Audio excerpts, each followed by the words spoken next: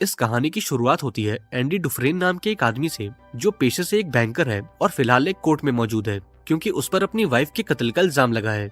अब सुनवाई के दौरान एंडी ने खुद को बेगुनाह साबित करने की पूरी कोशिश की, लेकिन कोर्ट ने उसकी हर एक दलील को खारिज कर दिया और उसे 2 बार उम्र कैद की सजा मिली, जिसका मतलब था कि अब एंडी को अपनी बाकी की जिंदगी जेल में गुजारनी होगी। इसके बाद एंडी को शॉशैंक नाम की एक जेल में भेजा गया, जो इस देश के सबसे खतरनाक जेलों में से एक है।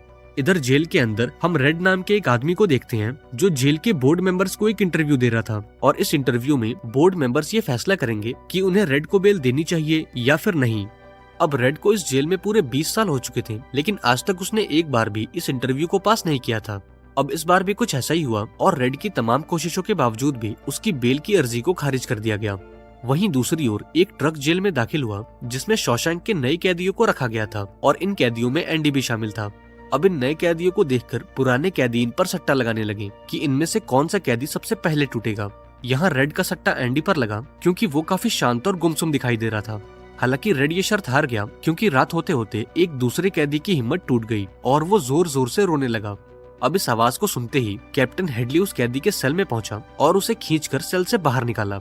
हेडली इस जेल का चीफ गार्ड है, जिसे कैदियों को टॉर्चर करने में खूब मजा आता है। अब हेडली ने अपना सारा गुस्सा इस कैदी पर निकाल दिया और अगले कई घंटों तक उसे कुत्तों की तरह मारा। अब अगली सुबह बाकी कैदियों को ये खबर मिली कि हेडली के टॉर्चर के चलते उस कैदी ने अपनी जान गंवा दी है। ये सुनकर एंडी को काफी दुख हुआ और उसने उस कैदी का नाम जानने की कोशिश की, लेकिन बाकी कैदियों ने उसे कुछ नहीं बताया और अपने काम से काम रखने को बोला। अब ऐसे ही दिन गुजरते गए और अब एंडी को भी जेल की आदत होने लगी थी। इस बीच उसे ये पता चला कि रेड जेल में अलग अलग चीजों की स्मगलिंग करता है, इसलिए वो रेड के पास गया और उससे एक छोटे से हथौड़े की डिमांड की। ये सुनकर रेड को लगा कि शायद एंडी उस हथौड़े को यूज करके इस जेल से भागने की सोच रहा है। हालांकि एंडी ने इससे साफ इनकार कर दिया, जिसके बाद रेड ने उसकी इस डिमांड को मान लिया। इसके साथ ही उसने एंडी को सावधान भी किया और जेल में मौजूद एक गैंग दी सिस्टर से बचकर रहने को कहा। इस गैंग का लीडर था बॉक्स, जो जेल में आने वाले नए कैदियों को काफी परेशान करता है। अब एंडी का हाल भी कुछ ऐसा ही था और शुरुआत के महीनों में उसका ज्यादातर वक्त या तो लॉन्ड्री रूम में जाता या फिर बॉक्स और उसके साथियों से लड़ने में। लेकिन इसके बावजूद भी एंडी खुश था क्योंकि रेड और उसके बीच काफी अच्छी दोस्ती हो गई थी। ये दोनों अक्सर साथ ही रहते और अपना ज्यादातर वक्त एक दूसरे से बातें करने में बिताते। अब एक दिन जेल में एक जॉब वैकेंसी आई, जिसमें कैदियों को जेल की छत को ठीक करना था। यहाँ रेड ने अपना जुगाड़ लगाया और एंडी समेत अपने बाकी दोस्तों को भी इस जॉब में भर्ती करवा दिया। अब एक दिन जब एंडी छत पर काम कर रहा था, तब उसने कैप्टन हेडली को देखा, जो काफी परेशान लग रहा था। अब उसकी बातें सुनकर ये पता चला कि इस बार हेडली को काफी ज्यादा टैक्स भरना है। अब चूंकि एंडी एक बैंकर हुआ करता था, इसलिए वो हेडली के पास गया और उसे टैक्स अमाउंट कम करने के तरीके बताने लगा। अब पहले तो हेडली को काफी गुस्सा आया, लेकिन एंडी की नॉलेज को देखकर वो भी दंग रह गया। यहाँ एंडी ने बोला कि अगर आप मुझे ये काम करने दोगे तो मैं आपका टैक्स अमाउंट आधा कर दूंगा, लेकिन इसके बदले में आपको मुझे और मेरे दोस्तों को चिल्ड बियर पिलानी होगी। अब हेडली इस डील के लिए राजी हो गया और काम पूरा होते ही उसने एंडी और उसके दोस्तों को चिल्ड बियर की ट्रीट दी। अब ऐसे ही दिन गुजरते गए और अब तक एंडी जेल के माहौल में ढल चुका था। उसने जेल के बाकी कैदियों से भी दोस्ती कर ली और अब उसकी जिंदगी काफी मजे में बीत रही थी। अब थोड़े दिनों बाद वो दोबारा से रेड के पास गया और उसके सामने एक अजीब सी डिमांड रखी। दरअसल एंडी को रीटा हेम्सवर्थ नाम की एक्ट्रेस काफी पसंद थी, इसलिए उसने रेड से इस एक्ट्रेस का पोस्टर मांगा। अब पहले तो रेड को थोड़ा अजीब लगा, लेकिन फिर भी उसने एंडी की इस डिमांड को मान लिया। अब अगले दिन जब एंडी अपना काम कर रहा था, तो सिस्टर गैंग के लोगों ने उस पर हमला कर दिया। हालांकि इस बार एंडी डरा नहीं और बॉक्स और उसके साथियों को धमकी देने लगा। ये देखकर बॉक्स भी थोड़ा डर गया, लेकिन इसके बावजूद भी उसने एंडी को इतना धोया कि उसे अगले कई दिन जेल के हॉस्पिटल में बिताने पड़े। अब इस मारपीट के चलते बॉक्स को पूरे 1 महीने के लिए एक अंधेरे कमरे में बंद कर दिया गया और जब 1 महीने बाद वो बाहर आया तो हेडली ने उसे इतना मारा कि वो हमेशा हमेशा के लिए पैरालाइज हो गया। वहीं दूसरी ओर जब एंडी हॉस्पिटल से डिस्चार्ज हुआ तो रेड ने उसे तोहफे में रीटा हेम्सवर्थ का पोस्टर दिया। इधर जेल के वार्डन को भी एंडी की काबिलियत का पता चला, इसलिए वो छानबीन करने के बहाने एंडी के सेल में जा पहुंचा। यहाँ उसने देखा कि एंडी चुपचाप बैठकर बाइबल पढ़ रहा था और तलाशी के दौरान भी उसके कमरे से कोई भी इलीगल सामान नहीं मिला। ये देखकर वार्डन काफी खुश हुआ और एंडी को बाइबल पढ़ते रहने को कहा। अब थोड़े दिनों बाद एंडी को ब्रुक्स नाम के कैदी के साथ मिलकर जेल की लाइब्रेरी को मैनेज करने का काम दिया गया और इसके बदले में उसे जेल के सभी ऑफिसर्स को फाइनेंशियल एडवाइस देनी होगी और टैक्स बचाने में उनकी मदद करनी होगी। अब थोड़े दिनों बाद एंडी के दिमाग में ये ख्याल आया कि हमें जेल की लाइब्रेरी को और बड़ा बनाना चाहिए। उसने इस बारे में वार्डन से बात की, जिस पर वार्डन ने बोला कि अगर तुम्हें लाइब्रेरी को बड़ा करना है तो तुम सरकार को चिट्ठी लिखो और फंड्स की मांग करो। अब एंडी ने भी ठीक ऐसा ही किया और अगले कई हफ्तों तक सरकार को चिट्ठियां लिखता रहा। अब ऐसे ही दिन गुजरते गए और वक्त के साथ साथ एंडी आसपास के जेलों में भी काफी मशहूर हो चुका था और अब दूसरे जेल के ऑफिसर्स भी फाइनेंशियल एडवाइस लेने के लिए एंडी के पास आते थे। इसके साथ ही एंडी वार्डन का फाइनेंशियल एडवाइजर बन गया और वार्डन के रिटायरमेंट को प्लान करने में उसकी मदद करने लगा। अब एक दिन ब्रुक्स ने अपने एक साथी कैदी को हॉस्टेज बना लिया और ये देखकर पूरे जेल में खलबली मच गई, क्योंकि ब्रुक्स एक बहुत ही शांत कैदी था और आज तक उसने जेल का एक भी रूल नहीं तोड़ा था। दरअसल ब्रुक्स की सजा अब खत्म होने वाली थी और वो पूरे 50 साल बाद जेल से बाहर निकलने वाला था। लेकिन खुश होने के बजाय उसे बाहर जाने में काफी डर लग रहा था, क्योंकि इन 50 सालों में बाहर की दुनिया काफी बदल चुकी थी और इसलिए उसने अपने एक साथी को मारने की कोशिश की ताकि वो जिंदगी भर इसी जेल में रह सके। हालांकि लास्ट मोमेंट पर एंडी वहां पहुंच गया और ब्रुक्स को समझाया कि इस जेल के बाहर भी एक दुनिया है जो बेसब्री से उसका इंतजार कर रही है। अब यहाँ रेड एंडी से कहता है कि इस जेल की दीवारें काफी अजीब हैं। ये पहले तो आपको परेशान करती हैं, लेकिन वक्त के साथ साथ आपको इनकी आदत हो जाती है। अब थोड़े दिनों बाद ब्रुक्स जेल से रिहा हो गया और बाहर की मॉडर्न दुनिया को देखकर काफी हैरान हुआ। हालांकि अब वो आजाद था, पर फिर भी वो जेल में बिताए उन 50 सालों को नहीं भूल पा रहा था। अब जेल के बाहर ना तो उसका कोई घर था, ना ही कोई दोस्त और ना ही कोई फैमिली। अब खुद को इस माहौल में ढालने के लिए वो एक सुपरमार्केट में नौकरी करने लगा, पर इसके बावजूद भी उसका अकेलापन बिल्कुल कम नहीं हुआ और आखिर में उसने वो किया जिसकी उम्मीद किसी को नहीं थी। ब्रुक्स ने अपने होटल रूम में फांसी लगा ली और जाने से पहले दीवार पर लिखता गया कि ब्रुक्स वॉज हियर।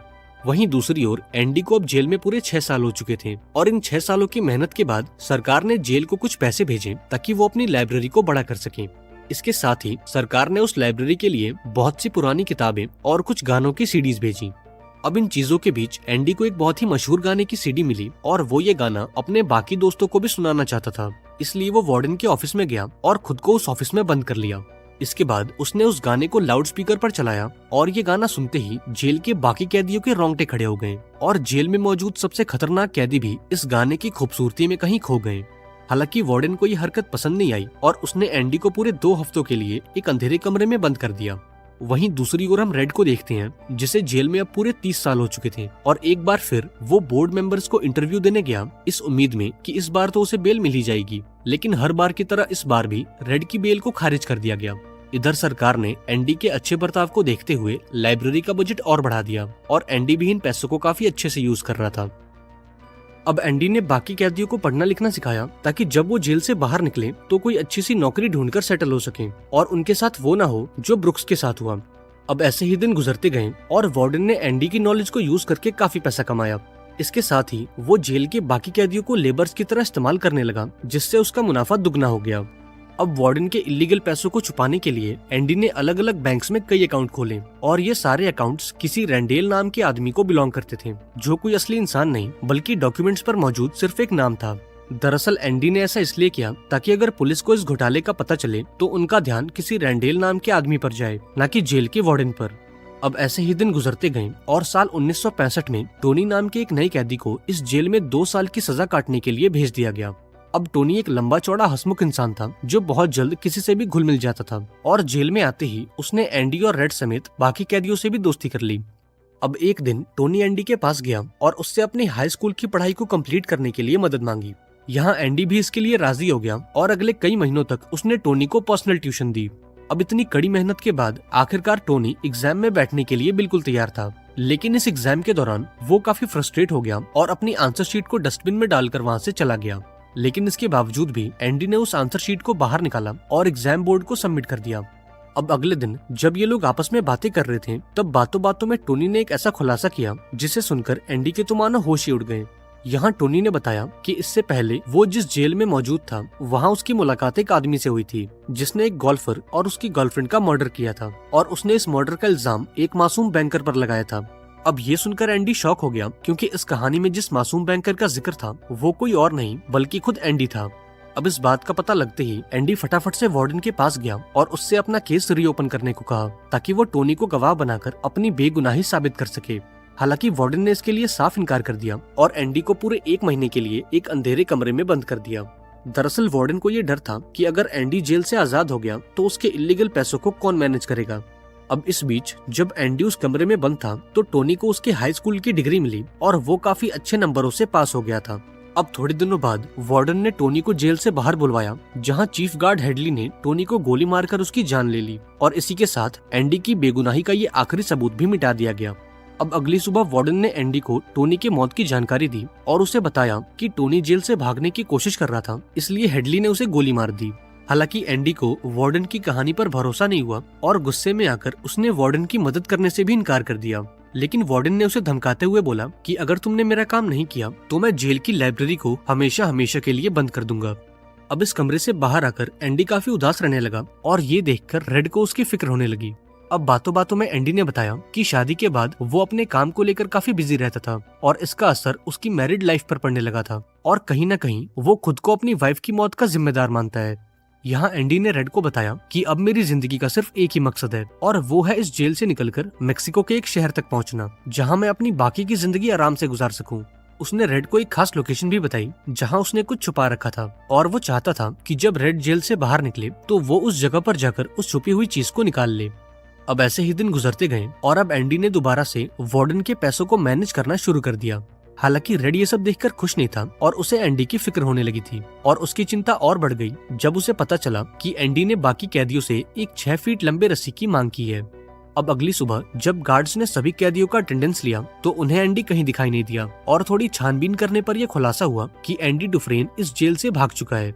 दरअसल इस कहानी की शुरुआत में रेड ने एंडी को जो हथौड़ा दिया था उसने उस हथौड़े के इस्तेमाल से जेल की दीवार में एक सुरंग बना ली थी और इस खुदाई के दौरान जो मिट्टी बाहर निकलती एंडी उसे अपनी जेब में भरकर जेल के ग्राउंड में गिरा देता और उसने रेड से रीटा हेम्सवर्थ का पोस्टर इसलिए मांगा था ताकि वो दीवार में मौजूद इस बड़ी सी सुरंग को छुपा सके और इससे ये खुलासा होता है कि एंडी पहले दिन से ही इस जेल से भागने का प्लान बना चुका था।